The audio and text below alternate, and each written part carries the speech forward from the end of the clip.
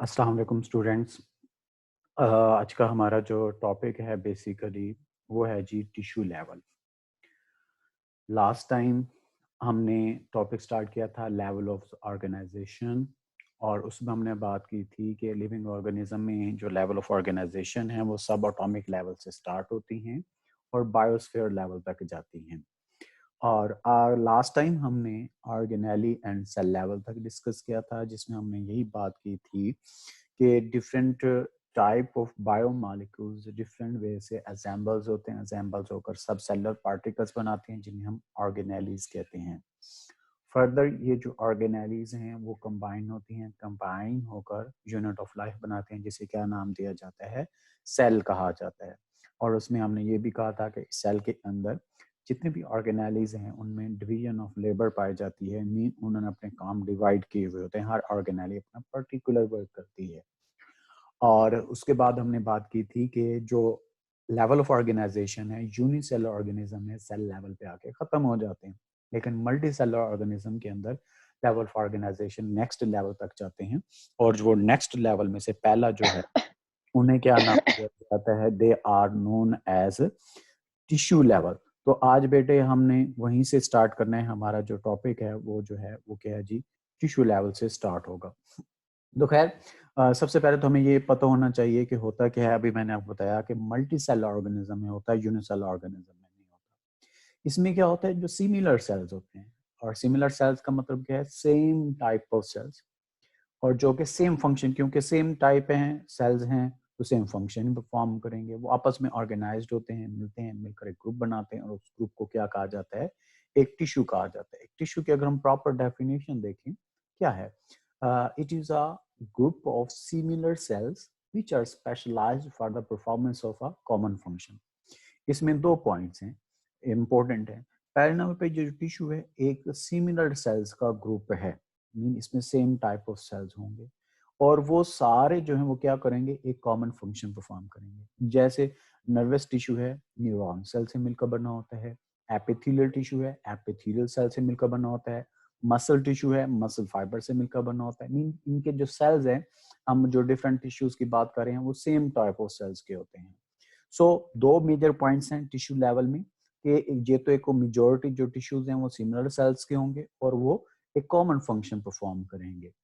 अब सेल के अंदर, एक टिश्यू के अंदर हर सेल वो क्या करता है, अपना अपना फंक्शन परफॉर्म करता है। और लाइफ प्रोसेसेस का मतलब क्या है, लाइफ के लिए फंक्शन परफॉर्म करना। हर सेल अपना अपना फंक्शन परफॉर्म कर रहा होगा। जैसे एक सेल है सेलुलर रेस्पिरेशन कर रहा है, दूसरा प्रोटीन बना रहा है, तीसरा सेल डिवीजन में इन्वॉल्व है, चौथा ऑक्सीजन को ट्रांसपोर्ट कर रहा होता है। इस तरह से मैनी सेल्स पाए जाते हैं। लेकिन ये कुछ स्पेसिफिक स्पेशल प्रोसेसेस होते हैं जो related to function of tissues हैं, वो भी कैरी करते हैं। मीन अपना लाइफ प्रोसेसेस तो कर रहे हैं, जैसे सेल मैंने बताया सेलुलर रेस्पिरेशन, उसके अंदर राइबोसोम कर रहा होता है सेल के अंदर। प्रोटीन सेंसेस राइबोसोम कर रहा होता है। सेलुलर रेस्पिरेशन माइटोकॉन्ड्रिया कर रहा होता है। गोल्जी ऑपरेटर्स हैं, वो मटेरियल्स को ट्रांसपोर्ट करते हैं from one part of cell to the other part of cell, जो ऑर्गेनेलीज हैं। लेकिन ये ऐसे फंक्शन भी बनाते हैं जो फंक्शन ऑफ टिश्यू बनाते हैं। जैसे अभी मैंने एग्जांपल दी थी, नर्वस टिश्यू हमारी बॉडी में कम्युनिकेशन करवाता है। मीन हम सर्दी लगती है, गर्मी लगती है, इन नर्वस टिश्यू की वजह से। थप्पड़ कोई मारता है, पेन होती है, नर्वस टिश्यू हमारे ब्रेन तक मैसेज पहुंचाते हैं, ब्रेन वापस उस ऑर्गन तक मैसेज पहुंचाता है। ये नर्वस टिश्यू करवाता है। नर्वस टिश्यू में कार्ड कौन रहा होता है, न्यूरॉन्स या नर्व सेल्स। तो मीन उनसे स्पेसिफिक फंक्शंस होते हैं जो रिलेटेड टू टिश्यूज हों, वो भी परफॉर्म कर रहे होते हैं।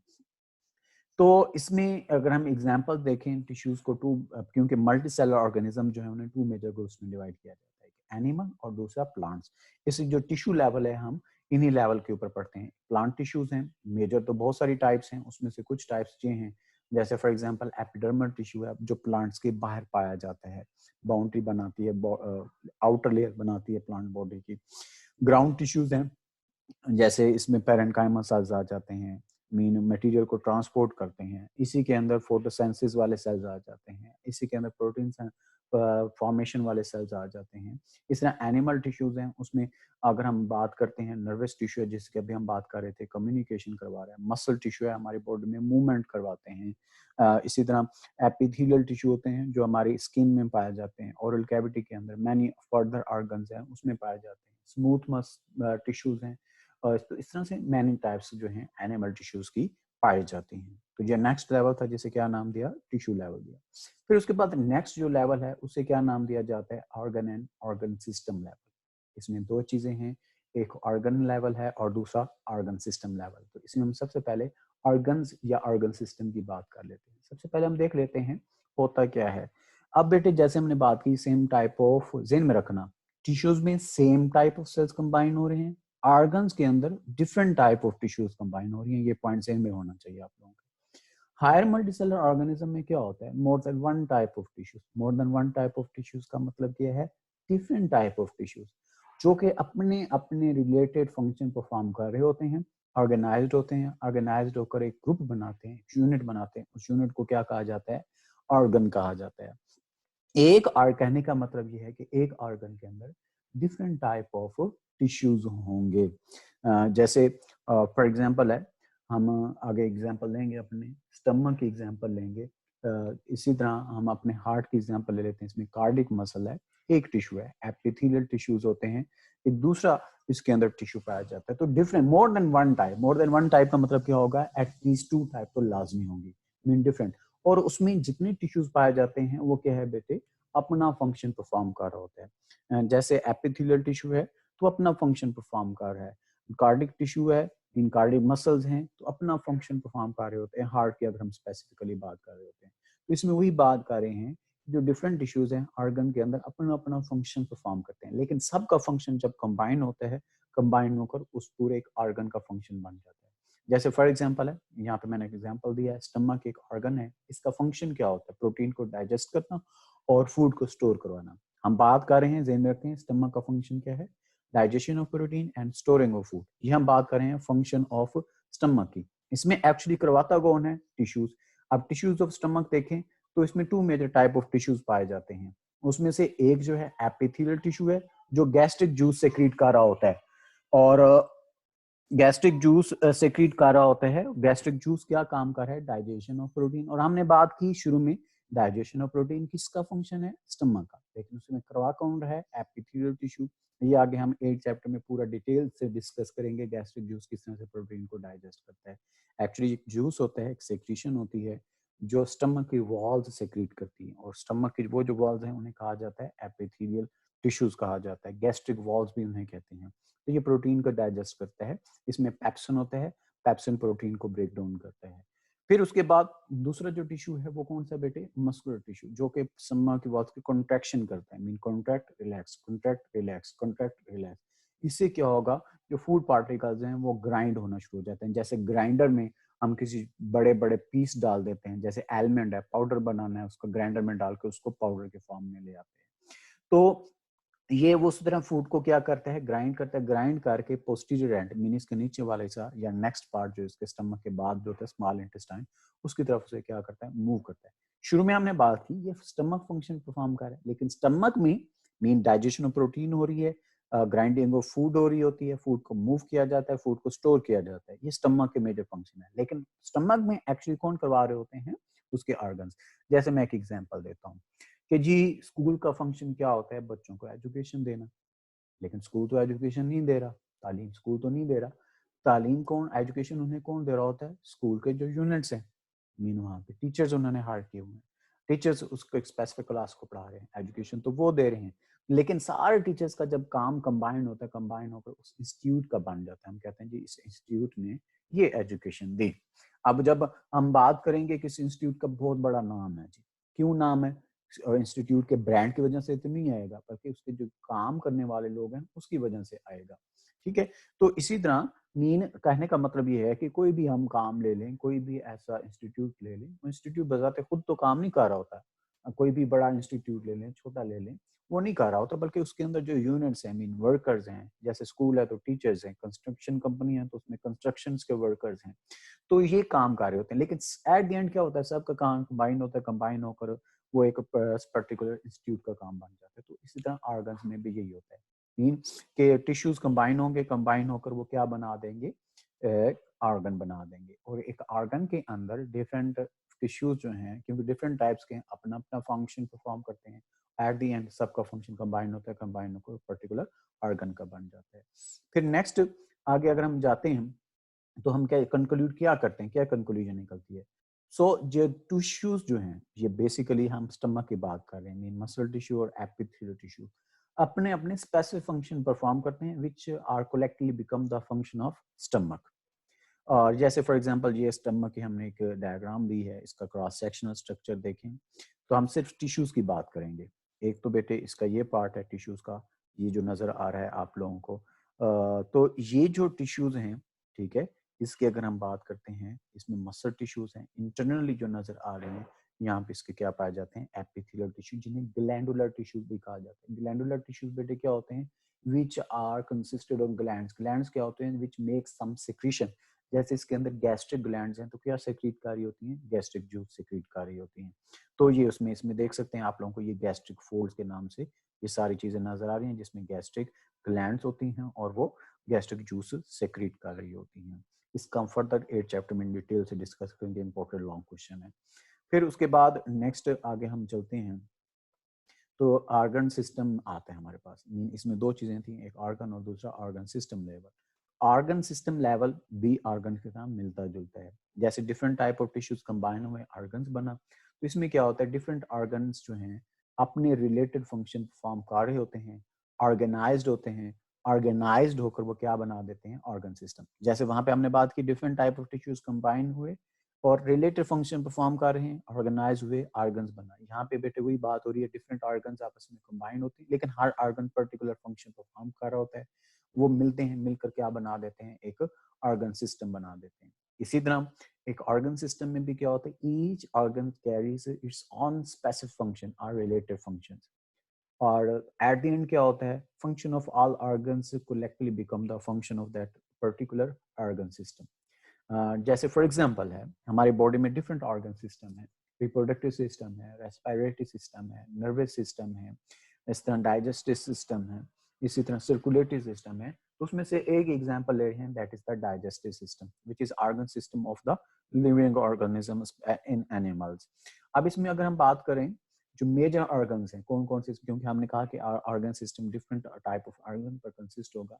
इसमें बेटे क्या होती है, ओरल कैविटी अपना फंक्शन परफॉर्म कर रही होती है। मेजर फंक्शन देखें तो क्या है, ओरल कैविटी का फूड को सिलेक्ट करती है, मीन हमें कौन सा खाना पसंद है कौन सा नहीं है, टेस्ट के थ्रू टीथ ग्राइंड करके कहीं कोई हार्ड ऑब्जेक्ट तो नहीं आ गया, फिर उसे फूड को हम च्यू करते हैं, तो ये सारा ओरल कैविटी का फंक्शन है। फिर ओरल कैविटी से एसोफेगस में जाता है, एसोफेगस आगे किसकी तरफ भेज देता है, स्टमक की तरफ, स्टमक आगे स्मॉल इंटेस्टाइन। स्टमक का फंक्शन हमने डिस्कस किया। स्मॉल इंटेस्टाइन क्या करती है, कंप्लीट फूड की डाइजेस्ट करती है, डाइजेस्ट जब हो जाती है तो उसको हमारे ब्लड में ऑब्जॉर्ब कर देती है। फिर लार्ज इंटेस्टाइन, स्मॉल इंटेस्टाइन में से जो वेस्ट मटेरियल बचते हैं वो लार्ज इंटेस्टाइन में जाते हैं, जहाँ पे जाके वो फीसेस बनाते हैं। फिर लीवर उसके साथ है, स्मॉल इंटेस्टाइन में वो बाइल सेक्रीट करते हैं, एक सिक्रीशन है जो लीवर से सेक्रीट होती है, बाइल जिसे हम कहते हैं स्मॉल इंटेस्टाइन में, ये फैट्स को तोड़ने में हेल्प करता है। पेंक्रियास है, ये भी सेक्रीशन ऐड करता है स्मॉल इंटेस्टाइन में, जिसे हम पेंक्रियाटिक जूस कहते हैं। इसमें डिफरेंट टाइप ऑफ एंजाइम्स होते हैं जो स्पेशली कार्बोहाइड्रेट्स मीन स्टार्च को और प्रोटीन को, इन मॉलिक्यूल्स को वो क्या करता है, ब्रेक डाउन करने की कोशिश करता है, बल्कि तोड़ता है। ये एक ऑर्गन सिस्टम है। अगर हम डाइजेस्टिव सिस्टम की एग्जांपल लें, ये जो ओवरऑल है बेटे, ये हमारा क्या आ जाता है, ओरल कैविटी, फिर ये एसोफेगस है, एसोफेगस के फौरन बाद यहाँ पे हमारा क्या आ जाता है, स्टमक है। फिर जो ग्रीन शेप में नजर सॉरी आप लोगों को पिंक शेप में ये सारी जो नजर आ रही है, ऑरेंज शेप में ये क्या है, स्मॉल इंटेस्टाइन। फिर ये जो ग्रीनिश कलर नजर आ रहा है आप लोगों को, ये सारा क्या है, लार्ज इंटेस्टाइन है। फिर ये लीवर है इसके साथ, और इसके पीछे जो येलोइश नजर आ रहा है ये पेंक्रियाज है।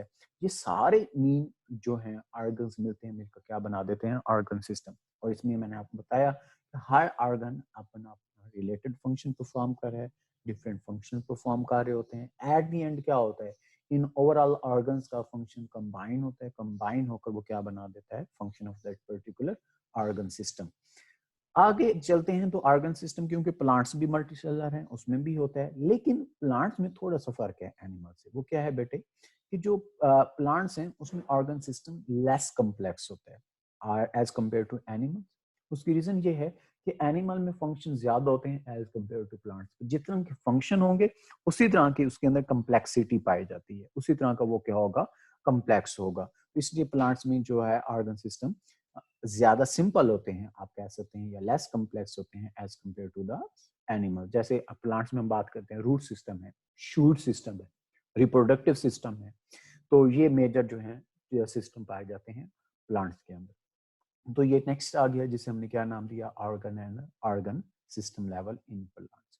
फिर इसके बाद है हमारा इंडिविजुअल लेवल, ऑर्गेनिज्म लेवल या स्पीशी लेवल भी हम इसे कहते हैं।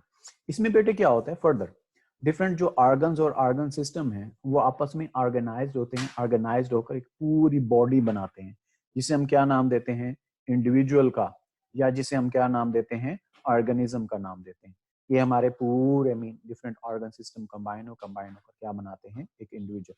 इसे स्पीशी भी कहा जाता है। इसको हम थर्ड चैप्टर में डिस्कस करेंगे। वैसे वैसे मैं बता देता हूँ आप लोगों को स्पीशी क्या होता है।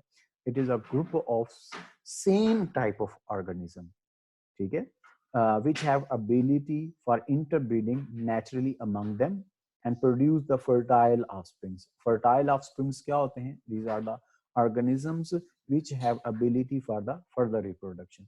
तो उसको इंडिविजुअल लेवल में उससे स्पीशी भी कहा जाता है। जैसे ये एक फिश है, ये एक सिंपल इंडिविजुअल है, एक स्पीशी है, एक ऑर्गेनिज्म है। ह्यूमन है, एक और स्पीशी है, एक और ऑर्गेनिज्म है। तो इसी तरह मॉस्किटोज हैं, एक और इंडिविजुअल। मीन हमारी बॉडी के अंदर जो different organs and organ system combine होकर क्या बना दिया, कंप्लीट इंडिविजुअल बना दिया। फिर इंडिविजुअल लेवल में एक इंपॉर्टेंट पॉइंट है कि कोऑर्डिनेशन पाई जाती है।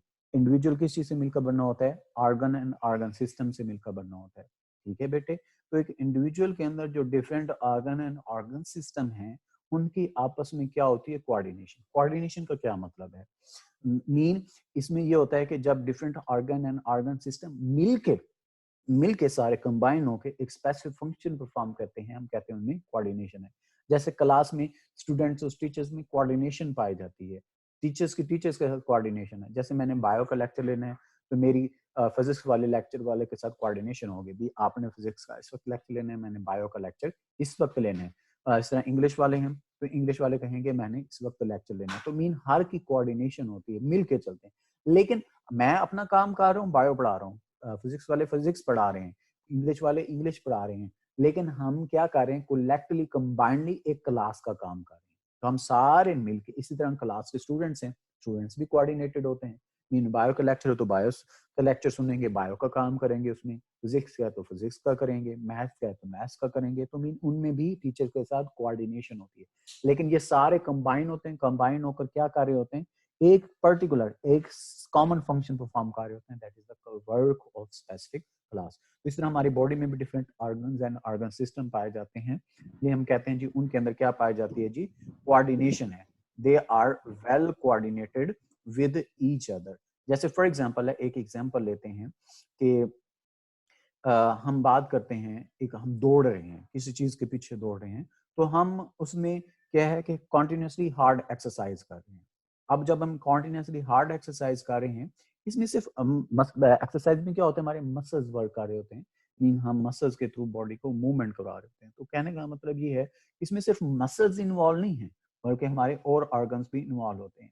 जैसे फॉर एग्जाम्पल हमारी बॉडी में रेस्पिरेशन रेट इंक्रीज हो जाता है, हार्ट बीट फास्ट हो जाती है। आप लोगों ने देखा होगा जब हम दौड़ते हैं, भागते हैं या ज्यादा हार्ड एक्सरसाइज कर लेते हैं तो हार्ट बीट तेज हो जाती है, सांस फूलना शुरू हो जाता है। अब हार्ट बीट किसने फास्ट करनी है, हार्ट ने। अब हार्ट का काम तो ब्लड को पंप करना है ना, तो उसका क्या आ गया एक्सरसाइज में लेना देना। इसी तरह रेस्पिरेशन का क्या है, मीन ब्रीदिंग, वो किसने करनी है, हमारे लंग्स ने करनी है। रेस्पिरेशन किसने करनी है, हमारे माइटोकॉन्ड्रिया ने करवानी है। तो कहने का मतलब ये भी ऑर्गन्स साथ अटैच होते हैं, मिलके काम कर रहे होते हैं। जिससे क्या होता है कि हम एक्चुअली होता ये है कि जब हम हार्ड एक्सरसाइज कर रहे हैं हमें एनर्जी ज़रूरत से ज़्यादा चाहिए। जो नॉर्मल हमारी बॉडी को एनर्जी मिल रही होती है उससे ज़्यादा चाहिए होती है। और हम एनर्जी लेते कहाँ से हैं? रेस्पिरेशन से। रेस्पिरेशन के प्रोसेस में ग्लूकोज के साथ ऑक्सीजन रिएक्ट करता है। उसके रिएक्शन से क्या होता है कि ग्लूकोज टूटता है, टूटने से कार्बन डाइऑक्साइड, वाटर रिलीज होता है और उससे क्या होता है? एनर्जी रिलीज होती है और उस एनर्जी को हम मसल वर्क में या किसी भी काम में यूज करते हैं। और एनर्जी के लिए क्या चाहिए? ऑक्सीजन। ऑक्सीजन किसने पहुंचानी है? ब्लड ने। ब्लड को किसने पंप करना है? हार्ट ने। हमें एनर्जी ज्यादा चाहिए, रेस्पिरेशन का रेट फास्ट होगा ऑटोमेटिकली, क्योंकि एनर्जी किसने देनी है? रेस्पिरेशन ने। जब रेस्पिरेशन का रेट फास्ट होगा तो हार्ट बीट ऑटोमेटिकली फास्ट हो जाएगी। क्यों फास्ट होगी? क्योंकि उसने ऑक्सीजन ज्यादा से ज्यादा सप्लाई करनी है।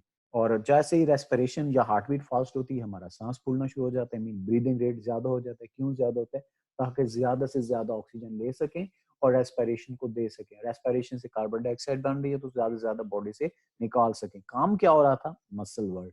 लेकिन उसमें हमारा हार्ट बीट भी आ गई, रेस्पिरेशन भी आ गई। इसका क्या मतलब है कि ये सारे जो हैं वर्क हमारे साथ कॉन्टिन्यूसली कोऑर्डिनेटेड हैं। तो मीन क्या हुआ? क्यों एक्सेलरेट हुआ रेट ऑफ रेस्पिरेशन हार्ट? ताकि ज्यादा से ज्यादा ऑक्सीजन सप्लाई की जा सके और फूड मसल्स को, ताकि जो कॉन्टिन्यूस वर्क के लिए उसके लिए क्या होती है? जरूरत होती है। जैसे ये फॉर एग्जांपल है भाग रहे हैं, इसमें ब्रेन सारी चीजों को कंट्रोल कर रहा होता है। ब्रेन के मसल्स जैसे ये मसल्स हैं, मसल्स ने मैसेज पहुंचाया ब्रेन को, भाई मैं ज्यादा वर्क कर रहा हूँ, मुझे फूड ज्यादा चाहिए ताकि मैं ज्यादा एनर्जी बना। ब्रेन ने मैसेज दिया लंग्स को कि ऑक्सीजन ज्यादा से ज्यादा लो। लंग से हमारा जो क्या कर सकते हैं कि ब्रीदिंग रेट है वो फास्ट हो जाएगा। फिर उसने साथ ही ऑर्डर दिया हार्ट को कि हार्ट अपनी बीट तेज कर दो ताकि ज्यादा से ज्यादा ऑक्सीजन मिल सके। इसी तरह से उन्होंने ऑक्सीजन मसल्स तक पहुंचाई। तो कहने का मतलब ये कि इंडिविजुअल लेवल में इसमें बेटे क्या पाई जाती है? आपस में कोऑर्डिनेशन होती है। तो ये बेटे था आज का टॉपिक। क्या पढ़ा हमने? सबसे पहले इंडिविजुअल लेवल, सॉरी सबसे पहले हमने पढ़ा क्या कह सकते हैं टिश्यू लेवल, उसके बाद organ and organ system level और लास्ट पे क्या पढ़ा हमने? Individual level. अब हम आते हैं कुछ